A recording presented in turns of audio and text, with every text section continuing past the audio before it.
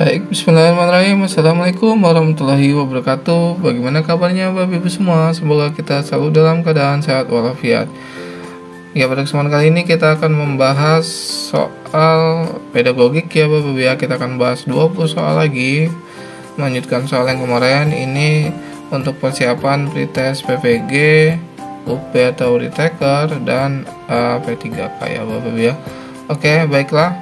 Kita akan mulai untuk nomor 101 atau soal yang pertama. Seperti biasa selamat datang kepada Bapak Ibu yang baru bergabung bersama kami. Silakan yang belum subscribe dulu ya, karena subscribe itu gratis. Jika banyak subscribe, kita akan selalu semangat untuk upload videonya terus, dan Bapak Ibu tidak ketinggalan ketika kita upload video terbaru. Baiklah, saya akan bacakan ya, seperti biasa saya akan bacakan terlebih dahulu soalnya, kemudian pilihan gandanya, baru kita jawab bersama-sama ya Bapak ya. Ini soal-soal kita ambil dari soal-soal pretest tahun sebelumnya ya, bisa 1, 2, 3, 4 atau 5 tahun sebelumnya ya. Semoga Bapak Ibu tidak buta dalam melaksanakan persiapannya ya, sehingga Bapak Ibu bisa menerka dan menjawab pertanyaannya dengan baik. Oke, lanjut.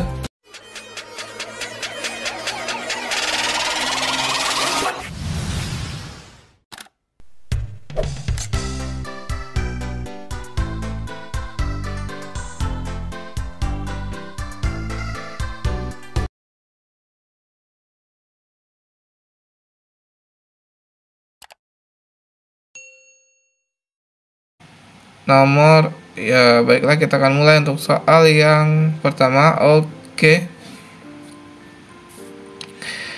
Baik, untuk soal yang pertama, untuk menentukan kriteria ketuntasan minimal KKM suatu KD atau indikator KD harus memenuhi beberapa persyaratan antara lain, yaitu A. Ditetapkan pada awal tahun pelajaran oleh satuan pendidikan.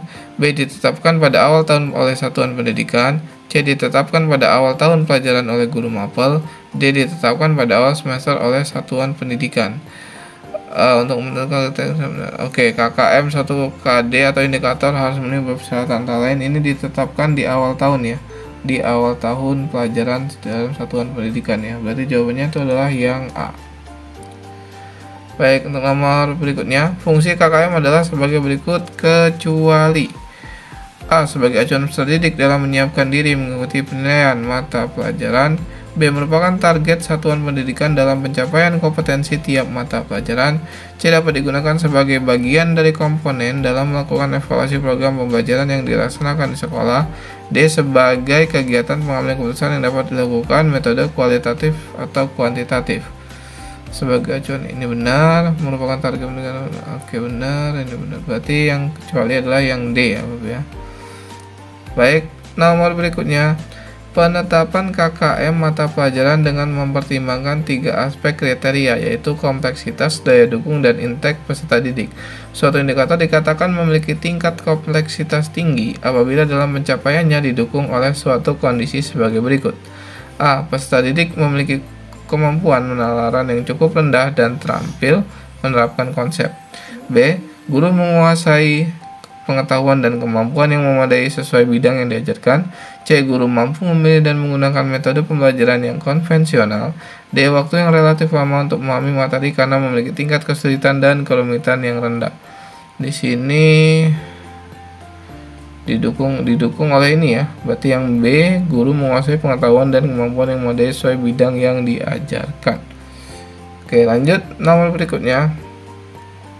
Kriteria keberhasilan belajar siswa ditentukan dengan menggunakan kriteria ketuntasan minimal atau KKM.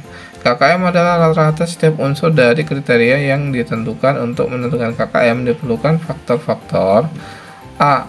Kompleksitas indikator, daya dukung dan kemampuan guru. B. Kemampuan guru, sarana prasarana, dan intek siswa. C. Kompleksitas indikator, daya dukung, dan intek siswa. D. Kemampuan guru, tingkat kesulitan kompetensi dasar, dan intek siswa. Ini yang benar ini ya, kompleksitas, daya dukung, dan intek siswa ya. Jawabannya yang C. Di soal sebelumnya tadi sudah disebutkan juga ya. Langsung nomor berikutnya. Fungsi KKM adalah sebagai berikut kecuali A. Sebagai acuan peserta didik dalam menyiapkan diri mengikuti penilaian mata pelajaran. B. Merupakan target satu pendidikan dalam pencapaian kompetensi tiap mata pelajaran. C. Dapat digunakan sebagai bagian dari komponen dalam melakukan evaluasi program pembelajaran yang dilaksanakan di sekolah. D. Sebagai kegiatan pengambilan keputusan yang dapat dilakukan melalui metode kualitatif atau kuantitatif. Ini mirip ya. Ya, berarti yang kecuali yang D. Lanjut. Fungsi indikator dijadikan sebagai penanda dalam A. Pencapaian standar kompetensi. B. Pencapaian kompetensi dasar. C. Pencapaian tujuan pembelajaran. D. Pencapaian standar kelulusan. Ini sebagai pencapaian kompetensi dasar ya, karena indikator itu bagian dari kompetensi dasar gitu ya. Indikatornya tercapai semua, maka kompetensi dasarnya pasti tercapai gitu ya. Lanjut. Untuk menentukan tindak lanjut pembelajaran, tindakan yang perlu dilakukan guru adalah A. Menilai tingkat pencapaian hasil belajar siswa. B. Menambah bahan pelajaran baru. C. Mengetahui jumlah siswa yang tidak akan mengikuti program tindak lanjut. D. Memilih waktu yang tepat untuk melaksanakan program tindak lanjut. Yang benar yang D ya, memilih waktu yang tepat untuk melaksanakan program tindak lanjut.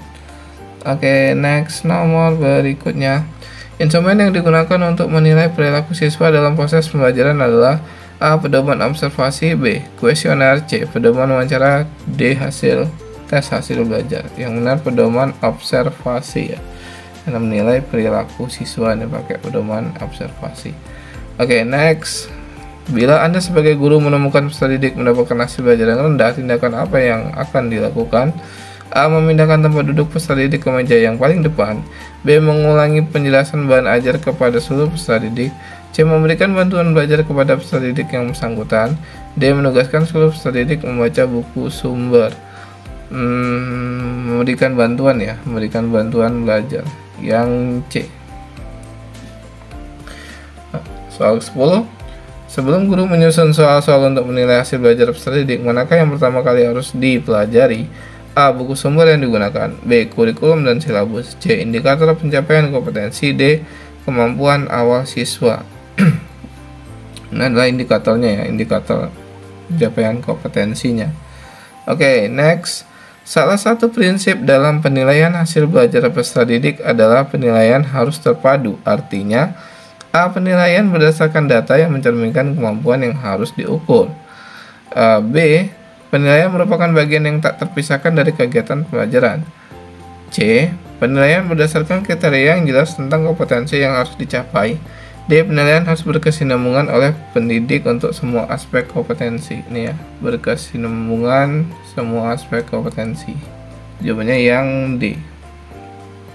Terpadu itu seperti itu ya, artinya adalah berkesinambungan dan semua aspek kompetensinya. Next, instrumen penilaian hasil belajar yang digunakan pendidik harus memenuhi persyaratan berikut, kecuali A. Konstruksi butir soal memenuhi persyaratan yang sesuai dengan bentuk tes yang digunakan. B. Substansi yang diukur mempresentasikan kompetensi yang dinilai. C. Bahasa yang digunakan komunikatif sesuai dengan taraf perkembangan peserta didik. D. Digunakan untuk ulangan tengah semester dan ulangan akhir semester.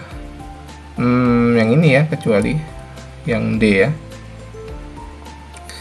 Oke, lanjut. Kriteria ketuntasan minimal atau KKM merupakan kriteria ketuntasan minimal yang ditentukan oleh sekolah.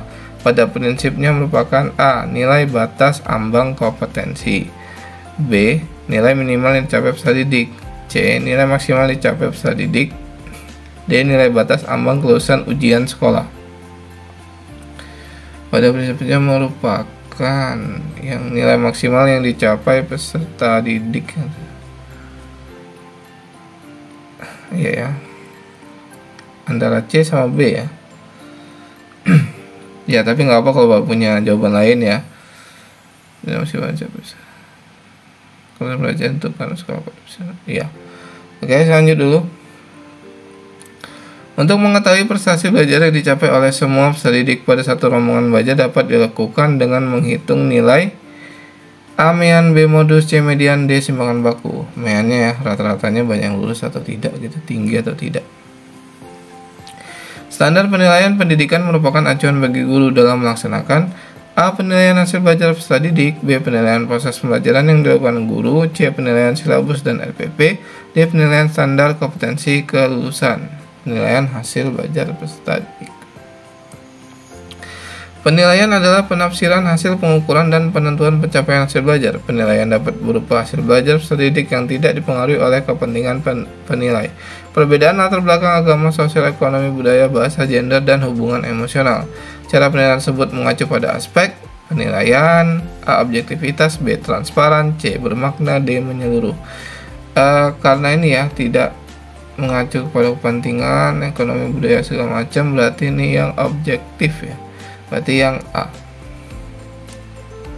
Ketika Anda tahu bahwa guru telah berhasil atau tidak dalam kegiatan pembelajaran, apa yang Anda lakukan? A. Membuat laporan keberhasilan atau ketidakberhasilan. B. Menyampaikan laporan ke atasannya. C. Menyusun rencana tindak lanjut. D. Menyusun laporan hasil pemantauan. Yang C ya, menyusun rencana tindak lanjut ya Bapak ya. Lanjut. Upaya merancang pengayaan bagi peserta didik yang mencapai ketuntasan belajar optimal tampak dalam kegiatan guru sebagai berikut. A. Memberikan tambahan materi berupa sumber ajar dari pengarang yang berbeda. B. Memberikan tes tambahan dengan tingkat kesukaran lebih tinggi.